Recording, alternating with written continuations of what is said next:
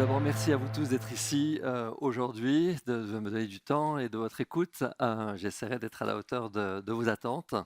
J'ai une question à vous poser à tous. Que ceux qui pensent que la complexité des enjeux auxquels ils font face est grandissante, lèvent la main droite. Plus complexe? Ok. Ceux qui pensent que ce n'est pas plus complexe, levez le bras gauche. Bon, ok, donc on est. Ok, vous pensez pas. Ok, très bien. On va. Non, mais votre point de vue m'intéresse bien évidemment. Et je serai à votre écoute pour répondre à vos questions. Euh, donc, en quelques mots, donc mon nom est Francis Scholl. Je vais donc vous parler de complexité. Je suis le fondateur d'une société qui s'appelle The Human Company. Donc, on ne se le cache pas, on vous le dit, on pense que le facteur humain est au cœur du succès des organisations. Évidemment, c'est ce qu'on a fait. Tout le travail que je vais présenter aujourd'hui, en fait, est né d'une mission qui nous a été confiée par l'ancien executive chairman de L'Oréal, Sir Lindsay Owen-Jones, et qui avait affaire à la culture du groupe et à une compétence bien particulière qui était la sensibilité au métier de la beauté, qui pour Owen Jones était en fait la chose la plus structurante du succès du groupe de beauté, numéro un mondial. Et donc on a fait un deep dive dans la culture et on a sorti tout un travail sur le management des équipes créatives, qui est un petit peu un oxymore. Et de là, j'ai développé un modèle que je vais vous présenter et qui a fait ses preuves. Alors je voudrais vous dire que je suis donc un praticien et non un académicien et non un chercheur. C'est avec beaucoup d'humilité qu'on rentre toujours dans les missions sur lesquelles on travaille. Je vais vous parler aujourd'hui parce que l'entreprise est humaine, complexe, et donc elle existe avant qu'on arrive. On nous demande de les aider à s'améliorer, mais tout ça, ça doit se faire dans le plus profond respect de ce qui existe et la plus grande curiosité pour ce qui a fait le succès de l'entreprise jusqu'à ce moment-là, de nos clients, mais aussi avec beaucoup de confiance. Beaucoup de confiance pour plusieurs raisons. Un, c'est que c'était le fruit de beaucoup de recherches transdisciplinaires. J'ai un univers et un parcours multiple que vous pouvez lire en ligne, mais enfin ça va de la psychologie cognitive et clinique au chant classique, à la mise en scène au théâtre, mais aussi des études formelles à HEC au départ. J'ai été moi-même dirigeant d'une entreprise au début de ma carrière, une entreprise de petite taille, mais on a réussi à la rendre la plus rentable de sa catégorie dans un contexte très difficile de crise et de récession et un business model qui était très compliqué. Et puis après, on l'a fait aussi pour de grands groupes, là en tant que consultant, et on a été capable d'aider des entreprises en moins d'un an à retourner des situations quasiment impossibles, réinventer un business model de la presse papier au moment où le digital était là pour disrupter complètement le modèle, où l'industrie, le secteur entier était disrupté et l'économie était en récession. Et on a été réembauché par le même CEO 2 ans plus tard pour faire la même chose dans une autre division du groupe Lagardère, qui était Sports and Entertainment, donc le marketing du sport. Et on a eu les mêmes résultats. Et ça, on l'a fait avec des marques aux États-Unis, des divisions d'LVMH en Asie, on l'a fait dans le monde entier. Donc je pense que je peux dire avec confiance que ce que je vais vous présenter est agnostique en termes de secteur, de région du monde et de taille d'entreprise. Quel autre point je voulais vous dire en introduction avant de commencer et donc, ce modèle d'aide de prise à la décision complexe, c'est ce que je vais vous partager, puis avec des outils, des solutions concrètes que vous pourrez appliquer d'ici la fin de la journée, dès demain matin. Et que vous dire d'autre? Je crois que c'est tout en démarrage. Voilà, donc j'ai une première image qui résume un peu la situation.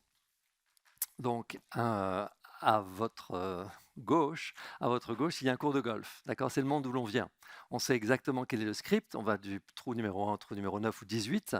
Et il y a une étiquette, il y a une règle du jeu qui consiste à rester sur le fairway, surtout pas à partir hors du fairway. Mais là, on a été tous poussés, bousculés, et on se retrouve hors du fairway, on se retrouve dans la jungle. Donc la façon qu'on avait de voir le monde, notre rôle et notre prise de décision, évidemment, fondamentalement évolué parce que dans la jungle, tout peut se passer à tout moment. Et donc, on ne peut plus se projeter dans des futurs stables, on ne peut plus prendre nos décisions de la même manière. Donc la question, c'est comment doit-on prendre des décisions dans cet environnement? Mais gardez cette image en tête parce qu'elle vous aidera dans des situations complexes à vous dire, mais au fond, oui, on a quitté le cours de golf, même si c'était plus confortable d'y être, c'est plus là que nous vivons. Il y a une phrase importante de ce grand conseiller en management qui s'appelle donc Peter Drucker, qui dit que dans des temps de turbulence, c'est pas la turbulence. Je voudrais voir où est mon temps. Où est le. En haut, merci, merci.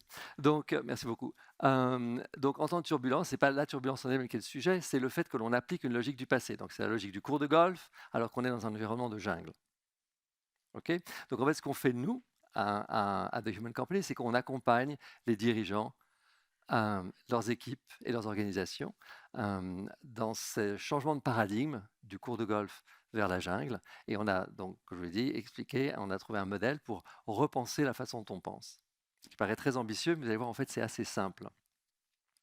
Donc, qu'est-ce que la complexité? Je pense qu'il faut se mettre d'accord sur les termes, n'est-ce pas?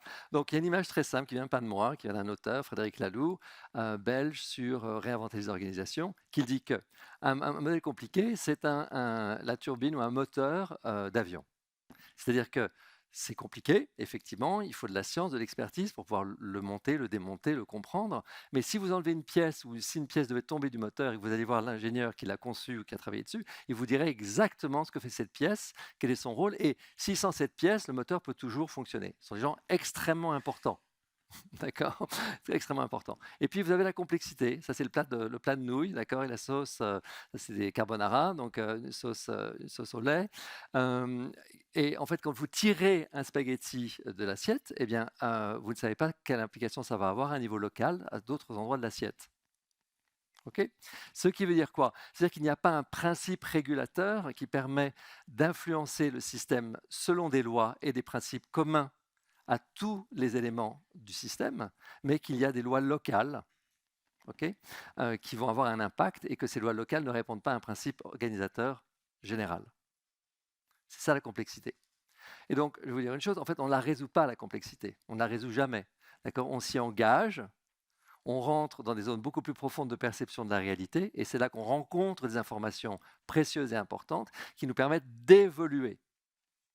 Donc ne pas s'engager à la complexité, c'est faire en fait la perte de la capacité d'évolution. On n'est plus que dans l'incrémental, on n'est plus dans la transformation profonde. Or, dans un changement de paradigme, on a besoin d'évoluer. On le sait tous. Et on est tous inclus dans ce sujet. D'accord? Donc, c'est là l'enjeu. L'enjeu de la complexité, ce que je dis, c'est votre meilleur avantage compétitif, si vous avez le courage d'y aller. Et ne pas avoir le courage d'y aller, on sait ce que ça veut dire, malheureusement, dans un environnement compétitif. Donc, la complexité, donc voilà, c'est la chose importante et la phrase en rouge, c'est impossible à comprendre d'un point de vue logique. Donc, notre intelligence logique, malheureusement, ne sera pas le bon outil pour engager la complexité. Or, depuis l'âge de 3 ans, on nous apprend à parler, c'est un langage, d'accord, c'est un langage codifié, on nous apprend à raisonner, on apprend à penser de façon critique, on apprend à faire des mathématiques, de la science, de la physique, et tout ce qui est hors de cette intelligence, en fait, est laissé pour compte. Il n'est pas évalué, il n'est pas mesuré. Et ça, c'est un déficit, comme le disait Yves. Ce que l'on ne peut pas mesurer appelle notre jugement. Et évidemment, notre jugement, il ne dépend pas uniquement des règles. D'accord. C'est lire entre les lignes, comme l'expliquait Yves précédemment. Donc, vous voyez bien la tension entre notre éducation, notre façon de fonctionner, et la réalité du terrain sur lequel nous sommes. Et c'est là le gap qu'on doit tous franchir ensemble. Et c'est donc notre mission à The Human Company de vous aider à le faire dans le monde du business. Donc, des éléments complexes, c'est la nature. La nature est complexe, d'accord. Vous touchez un aspect de la nature et ça a un impact ailleurs que vous ne pouvez pas prévoir. Pareil sur le climat. Et pareil chez l'humain. Nous sommes tous complexes et nos organisations humaines, nos organisations business sont complexes. Ce qui veut dire quoi? Ça veut dire que notre façon de penser le business de façon rationnelle, organisée, planifiée, mais des process, etc., évidemment, n'est pas du tout adaptée. Ne l'a jamais été d'ailleurs. Il est encore moins aujourd'hui, depuis que le contexte a changé. Donc, ce que je dis aussi, c'est que la complexité, au fond, c'est exactement ce qu'est l'eau au poisson. D'accord. Nous sommes complexes, la nature est complexe, notre environnement est complexe. Nous sommes totalement capables de gérer la complexité. Quand vous montez dans votre voiture, vous acceptez de rentrer dans un environnement que vous ne maîtrisez pas, et ça ne vous enlève pas vos moyens, au contraire, d'accord. Par l'habitude, plus vous le pratiquez, etc., plus vous gagnez en confiance, vous engagez dans la conduite sans avoir vous avez certainement le trajet en tête, vous ne savez pas ce qui va se passer. Il va y avoir beaucoup d'imprévus. Et vous êtes capable, au sein au sein d'un ensemble de data quasiment illimité, à tout moment, d'accord, de prendre une prise de décision qui est heuristique, qui n'est pas un trade-off entre gagner du temps et arriver à peut-être la meilleure décision. Non, pas du tout. C'est être capable de prendre une décision qui est suffisamment bonne pour fonctionner en processant un ensemble quasiment infini de données et le faire en confiance, et suffisamment en confiance pour que vous puissiez arriver sans accident. Sachez que ça, c'est exactement dans pour faire écho à Robin et à Yves avec l'industrie automobile, d'accord. C'est exactement ce que les ingénieurs de Tesla essaient de dupliquer à grand mal, avec des millions et des millions de dollars de recherche et de gens brillants, arriver à remplacer ce que l'humain est capable de faire de façon heuristique par des machines. Et cette capacité que nous avons en nous, c'est justement celle qui est mise de côté par les process, par les façons de penser, par l'organisation compliquée dont parlait Yves. Donc, qu'est-ce qu'un problème complexe maintenant? Donc, la complexité, on l'a posée, d'accord? C'est quelque chose qu'on ne peut pas résoudre d'un point de vue logique parce qu'il y a des facteurs locaux qui font que ça échappe à un système de pensée qui serait capable d'engager la totalité. Ben non, c'est pas comme ça que la complexité se passe. Un problème complexe, d'accord, ça implique tellement d'inconnus, et trop d'interrelations entre les différents facteurs qui font partie du système que ça ne peut pas être, réduit à quelques règles et quelques process. Et d'ailleurs, ça ne peut pas être résolu non plus. Ça peut être, on peut s'y porter, et puis on localise, on prend des éléments comme les scientifiques. On ne peut pas refaire la science, mais on peut refaire des domaines de la science, on peut les évoluer. On circonscrit une partie du domaine sur lequel on veut travailler. Ça, c'est une analyse extrêmement rigoureuse. Et puis après, on lance une expérimentation. Et de cette expérimentation, on va être enseigné. On va découvrir de nouvelles choses, au-delà de ce que l'on sait et au-delà de ce qu'on est capable d'analyser. Et en se laissant enseigner par nos perceptions, évidemment notre expérience et nos connaissances, on va pouvoir en déduire ou inventer, faire un saut vers de nouveaux systèmes, de nouvelles lois. C'est exactement le même procédé que nous enseignons à nos clients et que nous engageons nos clients à faire pour pouvoir permettre, en tant que dirigeants, de faire évoluer leurs organisations et non pas simplement les laisser évoluer de façon incrémentale, qui n'est pas suffisant dans un environnement disruptif. Donc, voilà, bon, donc les problèmes complexes impliquent trop de facteurs, trop d'inconnus, trop de facteurs interconnectés pour être réduits à des règles et des process. Alors maintenant, la question, c'est au fond, OK, donc puisque nous sommes capables de complexité, puisque nous sommes par nous-mêmes complexes, puisque nous sommes capables de conduire une voiture et de s'adapter à un environnement complexe et disruptif, qu'est-ce qui est vraiment, en anglais on dit in the way, qu'est-ce qui nous empêche, quel est l'obstacle entre nous et notre capacité à le faire en entreprise? Eh bien, ça, c'est un biais cognitif. Je vais vous l'expliquer. On s'engage dans toute situation, et d'ailleurs en ce moment, je vous parle par des mots, par le langage, et vous m'écoutez et vous analysez. Donc on est dans une bande passante extrêmement rationnelle. Donc je vais vous demander de faire un petit exercice d'abord, pour qu'on shift de cette bande passante rationnelle à quelque chose de beaucoup plus holistique. Donc fermez vos yeux, soyez confortable dans votre chaise. Ça va être très très simple, ça va durer 2 minutes. Et donc, je vais vous demander de relaxer vos épaules, les yeux fermés si vous le voulez bien. Relaxez vos épaules, être confortable, décroiser les jambes, les bras.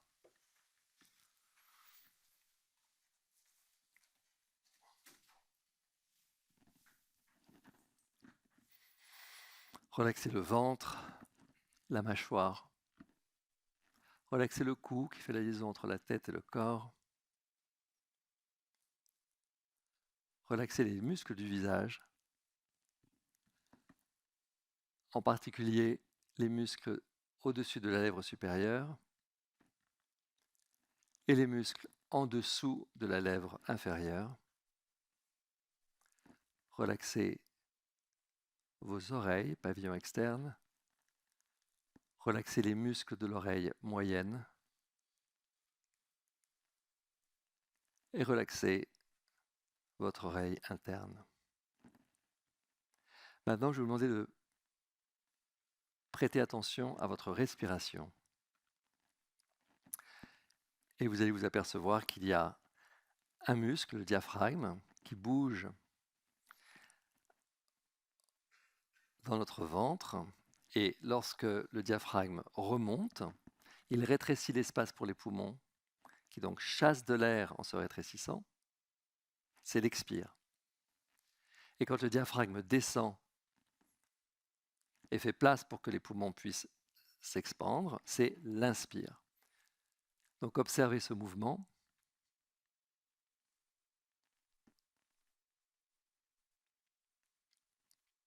Ce va-et-vient.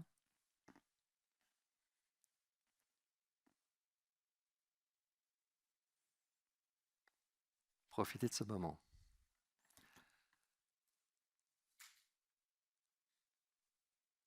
Et quand vous voulez, vous pouvez rouvrir les yeux. Et j'ai une question à vous poser. Qu'est-ce qui est absolument extraordinaire dans ce que vous venez de vivre?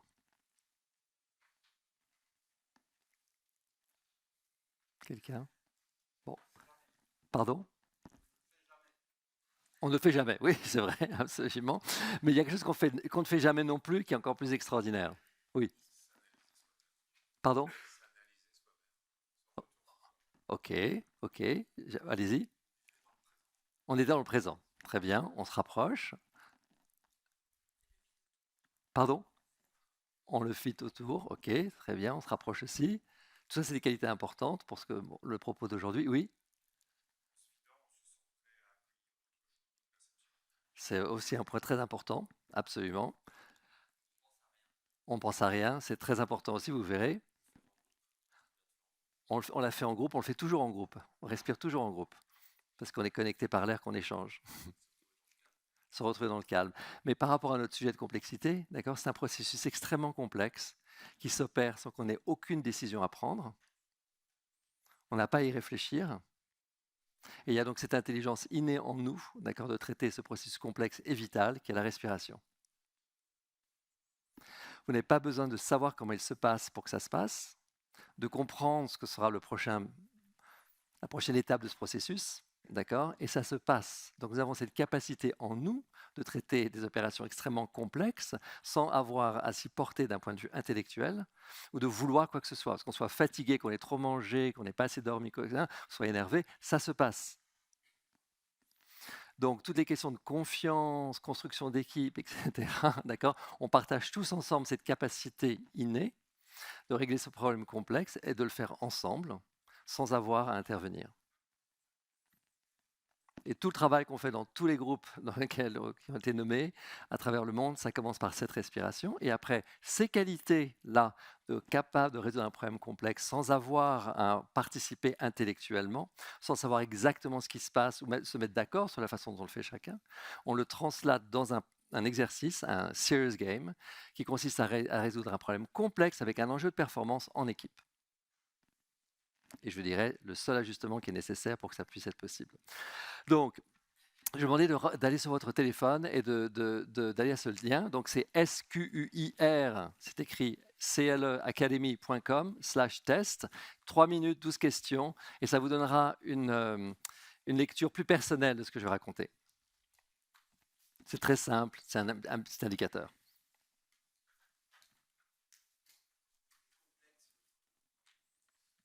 Oui, je suis d'accord.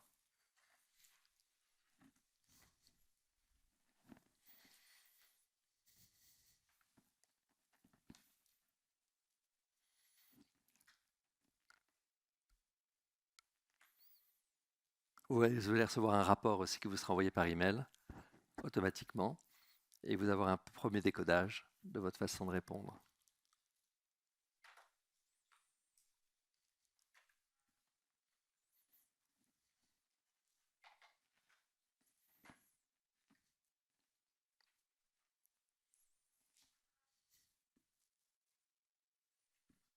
Ça passe pas? Ah, il n'y a pas de... Bon. Vous l'avez? La Wi-Fi n'est pas bonne?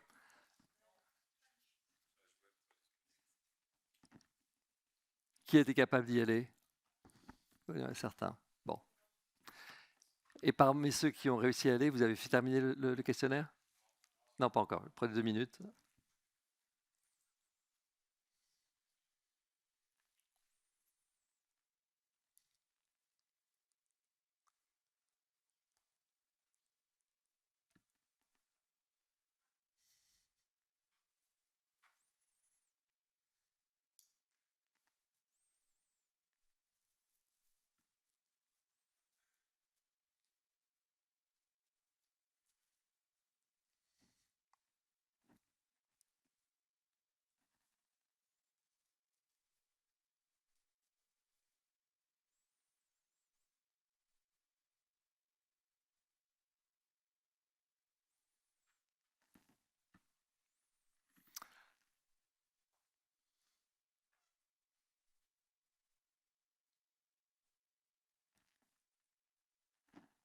Vous avez tous répondu? Pour ceux qui n'ont pas pu, pour des raisons de Wi-Fi, prenez une photo de l'écran, comme ça vous pourrez le faire chez vous après.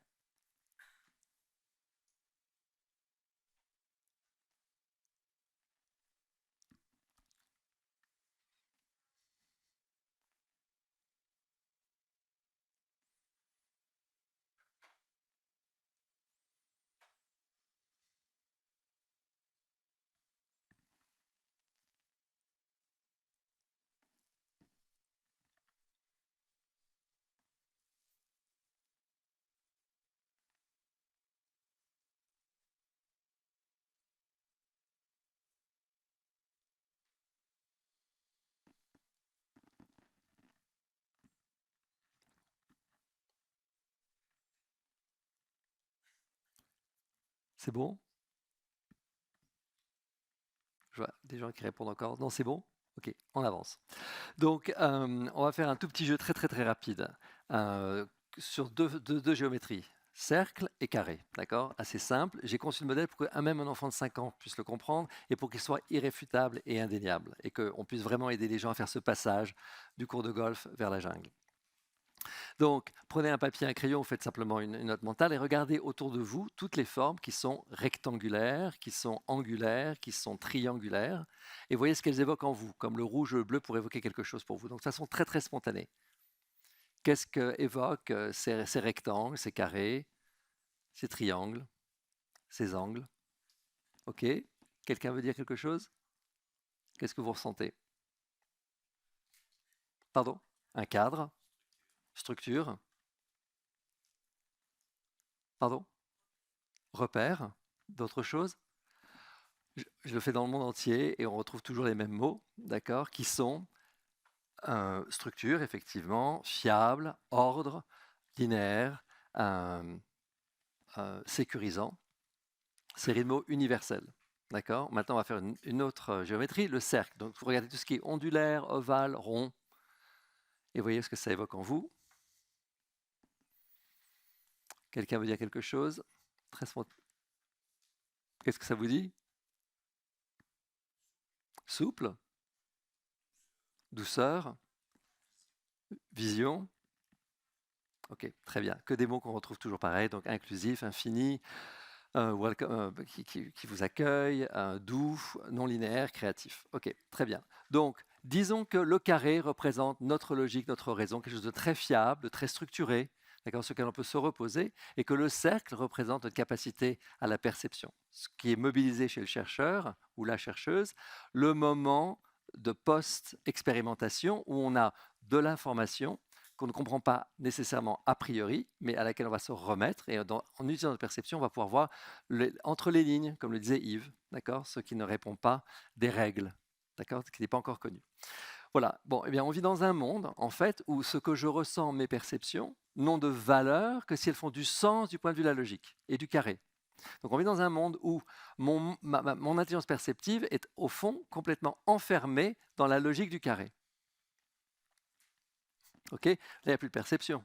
D'accord. Ce qui me permettait d'avoir accès à ce que je ne connaissais pas, ce que je n'avais pas a priori compris, d'accord, maintenant est complètement enfermé dans ce que je sais et ce que j'ai déjà compris. Il n'y a pas de rencontre de l'altérité, il n'y a pas de rencontre du nouveau. Ok, et ça, c'est le sujet des organisations aujourd'hui. C'est les fameux process, c'est les fameuses règles dont parlait Yves, et c'est l'enfermement de la capacité innée que nous avons de réussir dans la complexité. Parce que la complexité, elle appelle autre chose. Donc, quand vous disiez je fais le vide, je suis dans le silence, je suis avec moi-même, etc., c'est exactement ce qui va faire la différence. Il y a un homme prominent, un scientifique, qui a dit une phrase qui est très, très intéressante, c'est non, non, non, non, vous n'êtes pas en train de penser, vous êtes simplement logique. Il y a une différence entre penser et être logique. Sauf qu'il y a un amalgame permanent, et moi le premier, du fait de mon éducation, c'était un vrai travail de pouvoir passer de l'un à l'autre, parce qu'on s'en remet toujours à la logique. Et d'ailleurs aujourd'hui, vous êtes assis, vous avez un papier, un crayon, je vous parle avec des mots, et vous m'écoutez, et ça c'est une codification. Parce que si j'étais un danseur, d'accord, je serais en train de danser, et vous auriez un tout autre échange avec moi. Et il y aurait un autre échange, il y aurait une autre communication, et qui serait pleine de profondeur et pleine de possibilités. C'est pour ça que Colère, vous savez, la robinetterie et les appareils de salle de bain, ont sur leur site, à Colère City, d'accord, des artistes qui travaillent selon un processus créatif qui ne répond pas à la logique, pour que par osmose, les managers qui sont dans la logique du management, d'accord, puissent observer des gens qui travaillent différemment et être inspirés par une autre façon d'être pour arriver à une nouvelle façon de faire. Donc, sans intelligence perceptive, il n'y a pas de capacité à s'engager à la complexité. Si on ne s'engage pas dans la complexité, il n'y a pas de capacité à faire évoluer son organisation.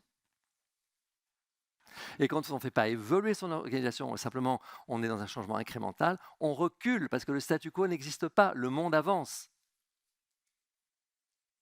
Et quand je travaille avec des dirigeants qui me disent « je n'ai pas de vision du futur », mais je dis la vision du futur, c'est la réinvention et la vision, on en est là. Peu importe ce que la réinvention va nous amener à faire, mais au moins on est dynamique, on est dans un mouvement. Oui, mais je ne peux pas tenir ça vis-à-vis de mes dirigeants, mon équipe dirigeante, qu'est-ce qu'ils vont penser? Je n'ai pas de vision. Si, c'est une vision, c'est un courage. Le nombre on interviewe toujours tout le monde pour écouter le terrain, écouter les gens, etc. Et les gens disent, mais moi j'aimerais bien que mon CEO me donne une direction, ou qu'elle me donne un sens de là où on va. Ok, voilà. Et donc c'est ça le courage du dirigeant, c'est de dire, bah voilà, nous sommes dans un moment où nous ne savons pas où nous sommes, mais quand on est dans le brouillard au ski, on n'a plus aucun sens de direction, on fait un premier pas. D'accord? On est bien obligé de se mettre en mouvement. On sait qu'on doit bouger, on doit réinventer là où on se trouve. Donc, cet enfermement de la perception dans la logique, c'est un choix culturel. C'est un choix culturel qui a des centaines d'années. C'est une pratique qui a des dizaines d'années en nous, mais c'est quand même un choix. Et ce choix, on peut en faire un autre. Okay, on peut en faire un autre. Donc, c'est exactement ce qu'on propose.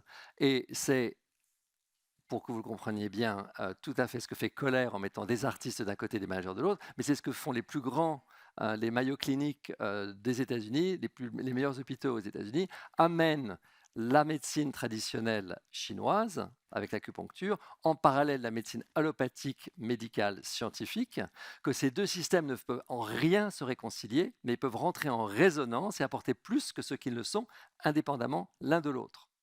Et ça s'appelle la synergie. Personne ne prend le pouvoir sur l'autre. C'est pas comme si la médecine apologetique disait nous sommes supérieurs et nous les prenons parce que finalement au fond pourquoi pas si on a des clients qui sont intéressés. Non, c'est pas du tout ça. C'est nous les prenons sans les comprendre, mais d'une façon pragmatique. On sait que ça peut aider en pain management, ça peut aider en stress réduction, ça peut aider en préparation à une opération, en post-opératoire et certainement beaucoup plus. Donc on les intègre sans les comprendre. On les intègre sans savoir exactement comment cette interaction opère. Donc ne pas savoir et ne pas comprendre n'est pas un handicap, c'est en réalité un avantage. C'est ça que je dis toujours, s'engager dans la complexité et regarder la complexité comme votre meilleur avantage compétitif, c'est exactement comme ça que ça se passe. C'est mise en résonance de deux savoirs, de deux disciplines qui ne se comprennent pas nécessairement, qui ne sont pas forcément réconciliables sur le plan intellectuel, mais comme on le sait, la logique n'est pas l'intelligence appropriée pour la complexité, donc laissons la logique où elle appartient, dans la complication. D'accord? Ça demande de la discipline, ça demande du courage, mais c'est ce qu'on est capable de faire très naturellement. C'est ce que vous faites au volant de votre voiture. Ok, donc le modèle, vous le voyez, on inverse. Maintenant, c'est le cercle qui contient le carré, mais comme le cercle est en expansion permanente, ma perception n'a pas de limite, le carré qui adore comprendre, de produire de la connaissance, la science, d'accord, mais il grandit avec. D'accord? Imaginez que vous avez une maison, vous avez 12 pièces, vous vivez dans 3 pièces. Okay, et d'un coup, vous dites, bah, je ne sais pas ce que sont les autres pièces, je vais ouvrir toutes les fenêtres, toutes les portes. Mais qu'est-ce que vous allez faire? Vous allez forcément visiter les pièces, vous allez vouloir les comprendre, d'accord? Ça, c'est la nature humaine. Et vous allez utiliser des savoirs, des expériences qui sont du passé, d'accord? Vous allez analyser, vous allez produire la connaissance, vous allez comprendre ces pièces. Okay, et si vous en construisez plus, vous ouvrez les fenêtres au-delà des limites de la maison pour comprendre le monde à l'extérieur que vous ne vous connaissez pas encore, ben vous allez vous y engager. Donc pour ça, pour vous dire que le carré est dominant et ferme et enferme et réduit et à son néant notre capacité d'intelligence perceptive, mais à l'inverse, commencer par la perception n'étant rien enfermant de la connaissance et de la rationalité. D'accord? Donc, ce n'est pas de même nature. Donc, quand vous regarderez vos résultats, je pense qu'il y a une majorité d'entre vous qui êtes plutôt en tendance carrée, c'est-à-dire que vous vous reportez plus sur l'analyse et la structure quand vous rencontrez une situation au travail. Ok? Ce n'est pas un problème. On a besoin de gens qui soient structurés. On a besoin de ça. La seule chose, c'est qu'il faut savoir que le carré est par nature dominant. Pourquoi? Parce qu'il organise, il structure, il hiérarchise. Toute hiérarchie est une limite. Si il y a une limite, c'est qu'on impose quelque chose. Vous comprenez? Ce n'est pas neutre. Et c'est tout ce qu'on a rencontré, nous, au niveau de notre civilisation avec Covid. Toute la tension entre la science, qui essaie d'apporter des solutions naturellement, et qui en même temps, on se rend compte que ça mute et ça continue à muter, ça continue à avancer, et que les gens disent bah alors pourquoi j'ai suivi les premières recommandations, etc., des gouvernements, alors que finalement on ne contrôle rien. Bah oui, mais enfin, de toute façon, la science n'est pas là pour contrôler, la science est là pour donner la connaissance, pour qu'on arrive à avancer dans un environnement complexe. Donc on attribue à la science aussi des choses qu'elle n'est pas. OK, mais on fait ça dans l'entreprise. Donc une petite image très, très simple, d'accord? Nous sommes tous des perroquets dans la jungle, d'accord? Donc les perroquets sont capables de se nourrir, de répondre à l'imprévu, d'évoluer et de s'adapter, et ce, de façon résiliente. Ils ont, ça c'est le cercle, OK, que nous portons en nous. Et puis ils ont évidemment un nid pour pouvoir, il y a peu de perroquets qui ont des nids, mais il y en a, d'accord? Il y a quelques espèces qui ont un nid. Et le nid, c'est la structure sur laquelle je sais que le nid est toujours au même endroit, donc c'est fiable, je peux m'y reposer, je peux m'y ressourcer, il y a une structure, il y a un support, il y a un soutien. Parfait. Maintenant, on remplace le nid par une cage, d'accord? Pour se dire, bah, on va mieux protéger le perroquet, d'accord? Parce que finalement, on n'est pas sûr. Le niveau d'inconnu étant tel, il faudrait mettre une structure, d'accord? Une structure plus forte que simplement un nid. Mais le problème, c'est que quand on met cette structure en place et qu'on s'y remet, eh bien, le perroquet perd toutes ses capacités d'adaptation naturelles. Il ne peut plus se nourrir, il ne peut plus s'adapter à la disruption, etc., etc. Et bien, c'est ce qu'on fait avec notre logique.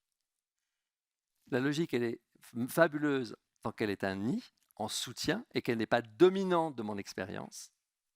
Mais à partir du moment où je la rends dominante de mon expérience, et c'est ce qu'on fait tous malheureusement en entreprise, eh bien, la plupart du temps, eh bien, le perroquet, nous-mêmes, nous perdons notre capacité à nous adapter. Qu'est-ce que ça veut dire? Ça veut dire que donc un nid et un perroquet dans une relation de synergie, comme la science médicale allopathique avec la médecine traditionnelle chinoise, quand elles sont en relation de synergie, tout va très bien. Mais si la science médicale prend le dessus sur la médecine traditionnelle n'aura plus rien à apporter, et inversement. On perdra tout de la médecine scientifique. Donc, ce que j'appelle donc un biais hyperlogique. C'est-à-dire qu'en fait, on s'engage dans les relations, on s'engage dans les situations avec ce filtre dont on n'est pas conscient, mais qui consiste à vouloir immédiatement comprendre, immédiatement savoir ce que sera la prochaine étape et quelle est la stratégie pour aller à la prochaine étape. Et avoir des objectifs mesurables. D'accord ? Tout ça, c'est très bien, mais à partir du moment où ça enferme toute la conversation uniquement sur quelle est ma stratégie, quel est le timing, etc., vous avez stérilisé, vous avez aseptisé, vous avez retiré de votre organisation et de vos équipes, d'accord, le potentiel à faire face à l'inconnu. Il faut avancer parce que là, je ne vais pas du tout pouvoir tenir. Alors, hop, mais ça ne défile plus. Donc, pardon ? Merci. Ah, maintenant, ça défile dans tous les sens. Alors, attendez. Alors, je ne sais pas. Là, je suis perdu. Non, on a un problème. Je ne sais pas.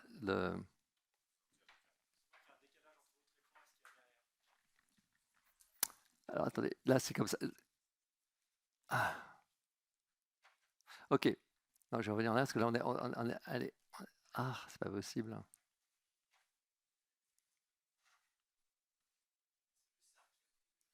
Oui, oui, oui, absolument.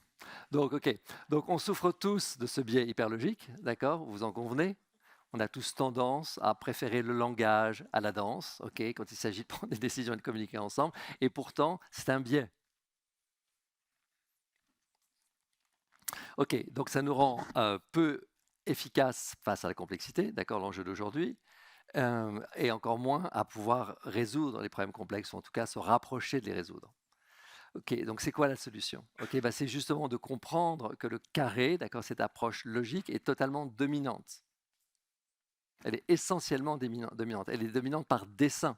D'accord? C'est pour ça qu'on a créé la logique. C'est pour pouvoir avoir un système fiable avec lequel on puisse travailler. Mais si on utilise cet outil de façon non raisonnable, au nom de la logique, on devient illogique et on s'empêche d'avoir accès à ce que dit très bien le professeur Damasio. Nous ne sommes pas des machines pensantes qui ressentent, nous sommes des machines ressentantes, d'accord, de sensibilité qui pensent. D'accord? Ce corps qui ressent, c'est le contenant de l'esprit, d'accord? On a déjà vu un corps sans esprit, coma, d'accord, ou perte de fonction cognitive à la fin d'une vie, ou d'un accident, mais on n'a jamais vu un esprit sans corps, d'accord? Ça, si vous l'avez vu, vous m'en parlez, d'accord? Vous m'appelez, ok? Donc, c'est bien contenu dans une enveloppe qui ressent les choses. Et cette enveloppe qui ressent les choses, malheureusement, et qui est l'outil du chercheur qui est en fin d'expérimentation et dans le processus d'expérimentation, c'est cette partie-là qu'on aliène de façon inconsciente. Donc, il faut challenger ce biais hyperlogique et comprendre que du point de vue du monde de l'esprit logique, d'accord, ce qui n'est pas rationnel est irrationnel. Il y a un amalgame qui est fait. Donc, c'est quelque chose qui est perçu, ça n'a pas de valeur. Non, pas du tout. Donc, je vous montre. Il y a ce qui est rationnel, 2 plus 2 égale 4, d'accord? Si j'accélère avec ma voiture, j'arriverai plus vite. Et puis, il y a ce qui est irrationnel. Oh, j'adorerais vraiment voler, quelle expérience extraordinaire, je vais me jeter par la fenêtre et voir ce qui se passe. On sait très bien ce qui va finir, d'accord? Ça, c'est irrationnel. C'est une dualité. Mais on est bien plus que ça. Il y a évidemment tout ce qui n'est pas rationnel, non rationnel. D'accord? Et ça suit une autre logique, un autre ordre. C'est l'ordre de la nature. C'est la capacité, c'est de l'ordre de la même chose que de la complexité. C'est-à-dire ce que je perçois, ma sensation. Et ma sensation par rapport à une réunion ne sera pas la sensation d'un collègue. Et c'est dans cette interaction qu'il y a une richesse. Et c'est là la profondeur de la collaboration, et c'est là la démultiplication de la performance.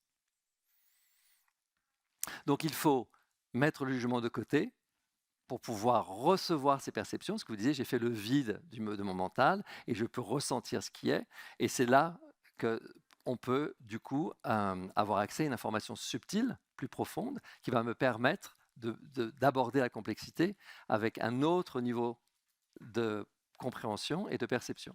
Donc il y a 2 exercices très très simples, c'est celui que vous avez fait dans la respiration, on ne va pas le refaire, mais sachez que quand on lance une balle de tennis avant de faire un service, la balle elle monte et elle s'arrête avant de redescendre. Vous êtes d'accord? Il y a un moment d'immobilité. C'est la même chose quand on respire.